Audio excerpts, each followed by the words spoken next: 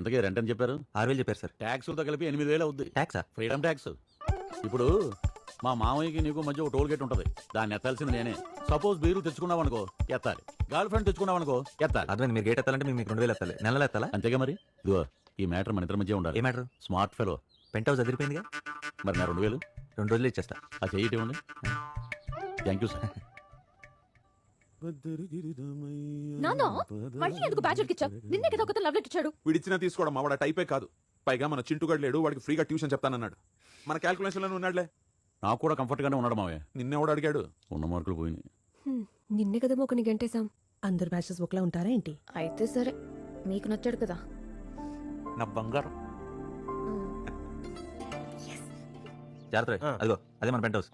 బా అదిరిపోయింది. ఈడేంటి మావయ్య దరిద్రానికి దిక్సూచిలో ఉన్నాడు. Good morning sir. ఏమైనా సామాన్లు ఇవేనా? ఉండేది ఒక్కడే ఎందుకు సార్ వేస్ట్ ఖర్చు?